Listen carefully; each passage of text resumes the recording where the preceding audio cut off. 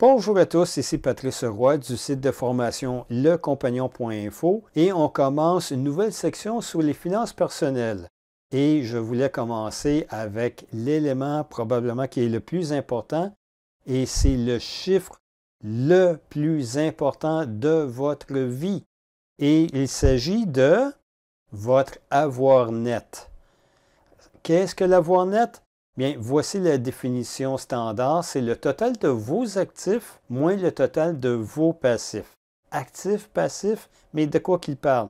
Regardez, on va clarifier ça encore plus. Le total de vos avoirs moins le total de vos dettes. Ah, beaucoup plus simple à comprendre. Et aussi, c'est important de faire un suivi de votre avoir net et voir s'il y a une progression aussi. Parce que s'il n'y a pas d'augmentation de votre avoir net, vous ne pourrez pas réaliser tous les projets que vous voulez. Donc, voir votre progression est très importante. Bon, quand on parle d'actifs, de quoi parle-t-on? Eh bien, pour la plupart d'entre vous, on parle d'une maison. On pourrait aussi parler de un ou plusieurs véhicules. Certains dans le calcul incluent aussi les meubles. Je ne le fais pas personnellement, parce que la valeur de revente des meubles est nettement inférieure à la valeur qu'on les a achetés. Et on va parler d'investissement. Bon, pour plusieurs d'entre vous, vous pensez que votre maison est votre investissement principal. Eh bien, c'est faux. Je suis ici pour vous le dire que vos investissements à l'extérieur de la maison vont être bien plus importants que la valeur de votre maison. Et qu'est-ce qu'on parle comme investissement? Bien, on pourrait parler d'actions que vous avez achetées. Si vous n'êtes pas intéressé aux actions, eh bien, vous pourriez vous intéresser aux fonds mutuels ou aux fonds négociés à la bourse. Et officiellement, je dois parler des obligations aussi, mais considérant le rendement des obligations par rapport à l'inflation, ce n'est pas un outil de croissance de valeur très intéressante au moment où je prépare cette vidéo. Alors, quel autre genre d'investissement qu'on peut regarder? Eh bien, il y a l'immobilier. Vous pourriez acheter des immeubles locatifs. Les loyers devront non seulement payer l'hypothèque, les frais d'entretien, les assurances et les taxes municipales et peut-être d'autres taxes, d'autres éléments, afin de générer un revenu supplémentaire pour vous. Et si vous pourriez utiliser premièrement cet argent-là comme fonds d'urgence pour votre immobilier, s'il y a des bris, vous serez à l'abri. Et ensuite, vous pourriez augmenter cette valeur-là et pouvoir vous acheter un deuxième, troisième, quatrième immeuble locatif et générer encore plus de revenus. Une autre façon d'investir, c'est d'investir à l'intérieur de sa propre entreprise et donc augmenter la valeur de sa compagnie, ouvrir d'autres succursales, ouvrir des franchises et peut-être devenir tellement grand que vous allez devenir une entreprise publique et pouvoir vendre des actions à la bourse. On vous le souhaite. Mais avec tout ça, il faut aussi qu'on regarde de l'autre côté de la médaille les dettes que vous allez avoir, notamment l'hypothèque pour votre maison. Et une petite chose que je voulais vous mentionner tout de suite, c'est que la majorité des personnes qui prennent une hypothèque la repayent à l'intérieur de 12 à 15 ans. Alors, quand une personne a une augmentation de salaire, sagement, ces personnes-là augmentent leur contribution à l'hypothèque, réduisent plus rapidement le capital qu'ils doivent repayer et réduisent aussi les intérêts qu'ils vont avoir à payer. Alors, juste pour vous le mentionner. Mais vous allez peut-être aussi avoir des cartes de crédit. Personnellement, je n'ai jamais eu plus qu'une carte de crédit. Ça me suffit, ça répond à mes urgences, je paye certaines choses de cette façon-là et je repaye immédiatement la carte de crédit dès que je reçois ma paye. Considérant que vous pourrez avoir des taux d'intérêt de 12 14, 16, 18 ou même plus dans certains cas, il est très important de garder un contrôle serré sur l'argent que vous mettez sur votre carte de crédit et de le repayer le plus rapidement possible. Mais vous pourriez avoir aussi d'autres sortes de paiements. Par exemple, des paiements pour les véhicules ou pour les meubles. Essayez de raccourcir le plus possible vos paiements. C'est ridicule d'avoir des paiements pour un véhicule pour lequel vos paiements vont être plus longs que votre usage du véhicule. Je vais prendre des paiements qui vont me durer 5 ans ou 6 ans. Eh bien, si vous avez un accident et que le véhicule est une perte totale, oui, possiblement que les assurances vont en payer une partie, mais pas au complet. Et donc, il est très possible que vous allez vous retrouver à faire des paiements pour un véhicule que vous n'avez plus.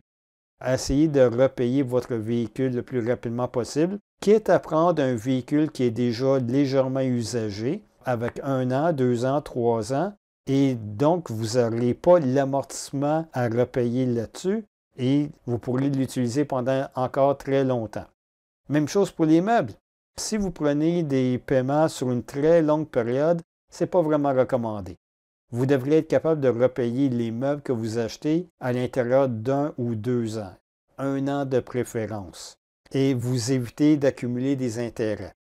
Et pour terminer, les emprunts personnels aussi que vous pourriez faire à des parents et amis, assurez-vous de les repayer dès que possible. Ne laissez pas traîner ce genre d'emprunt.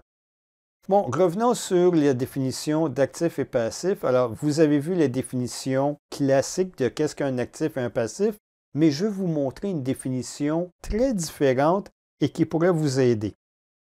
Dans le livre Rich Dad, Poor Dad de Robert Kiyosaki, vous allez retrouver 2 définitions très différentes d'actifs et passifs, mais ça vaut la peine de les regarder. Alors, premièrement, pour Robert Kiyosaki, un actif est tout bien qui génère des revenus, alors qu'un passif est tout bien qui sort de l'argent de vos poches.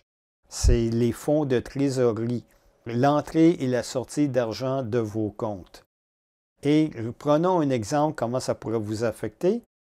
Alors, prenons par exemple votre maison. Oups, un peu trop grand. Attendez. Ah, voilà, beaucoup mieux comme ça. Pour Robert Kiyosaki, votre maison n'est pas un actif, mais un passif selon sa définition. Pourquoi? Eh bien, vous payez de l'hypothèque, vous payez pour les assurances, vous conservez de 3 à 5 de la valeur pour payer l'entretien de la maison. Il y a les assurances et il y a d'autres éléments qui pourraient s'ajouter. Alors, ça sort de l'argent de votre compte, donc c'est un passif. Mais comment on pourrait le convertir en actif? Eh bien, la première chose que vous pourriez regarder, c'est si votre maison a un appartement, vous pourriez louer cet appartement qui pourrait générer des revenus pour payer une partie ou au complet votre maison. Une autre chose que vous pourriez faire, et vous avez de l'espace autour de la maison. Vous avez une entrée de garage qui est trop longue, il y a de l'espace que vous n'utilisez pas. Eh bien, vous pourriez louer un espace pour que quelqu'un puisse y placer son véhicule ou son bateau hors saison et donc générer des revenus avec l'espace que vous avez. Peut-être que l'arrière de la maison, vous pourriez aussi placer d'autres choses, louer cet espace-là et donc générer d'autres revenus. Alors, vous voyez, il faut que vous imaginez différentes façons de générer des revenus avec les biens que vous avez. Et c'est l'approche qu'on veut couvrir ici. Bon, regardons d'autres choses maintenant. On va parler de mon avoir net. Et comme ça, vous pourrez comparer la vôtre, mais pas avec des chiffres comme tels. J'ai caché des chiffres, mais je vais vous montrer que j'ai acheté ma maison en 2002. Et quelques mois plus tard, j'ai compris que je devrais vraiment suivre mon avoir net et voir la progression de mes avoirs et de mes passifs à travers le temps. Et donc, je l'ai fait depuis à tous les trimestres. Alors, les chiffres que vous voyez, ce sont à chacun des trimestres. Et on voit, heureusement, mon avoir net augmenter. Vous voyez, vous vous demandez pourquoi il y a une case en bleu. Eh bien, à partir de 2013, j'ai pris le contrôle de mes investissements et c'est moi qui gère personnellement dans quelle action je place l'argent. Alors, c'est mon approche et vous voyez qu'il y a une courbe qui est à la hausse, des fois à la baisse, des fois à la hausse, mais heureusement, c'est vers la hausse. Bon, vous comprenez aussi que l'avoir net est un calcul du total de vos avoirs moins le total de vos dettes. Donc, je vous montre ici le total des avoirs, qui est la ligne du haut, moins le total des passifs, qui est la ligne du bas. Et l'une des choses que vous voyez ici, heureusement, les investissements sont à la hausse, mais les dettes ne sont pas vraiment à la baisse. Il y a eu des réparations d'urgence à faire sur la maison. Il y a eu l'achat de 2 véhicules à l'intérieur d'un mois. Notre véhicule principal a cassé et en plus, pour prendre avantage d'une opportunité, je devais voyager avec un second véhicule. Alors, ça a augmenté d'un seul coup les dettes qu'on devait, mais le véhicule s'est déjà repayé avec tous les contrats que j'ai pu avoir. Bon, une autre chose que je voulais aussi vous montrer, et que je mentionnais au tout début, c'est que la maison n'allait pas être votre investissement principal. Et ici, je vous montre la valeur conservatrice de la maison pour que vous voyez qu'elle est nettement inférieure au total des autres investissements que j'ai. Et on parle à peu près de 4 fois plus en ce moment. Et ce chiffre va seulement augmenter parce que la valeur de mes investissements hors maison augmente plus rapidement que la valeur de la maison. Je m'attends à ce que mes investissements continuent à augmenter beaucoup plus rapidement que la valeur de la maison. Ceci vous donne une idée de qu'est-ce qu'on parle quand on parle d'avoir net et que vous devez faire un suivi sur votre avoir net à travers le temps. Je vous recommande à tous les trimestres et vous allez voir, comme vous voyez ici, il y a des hausses, il y a des baisses, des fois un peu plus radicales que d'autres, mais progressivement, vous devriez vous regarder que vos avoirs nets augmentent et qu'ils vont être capables de répondre à vos projets personnels.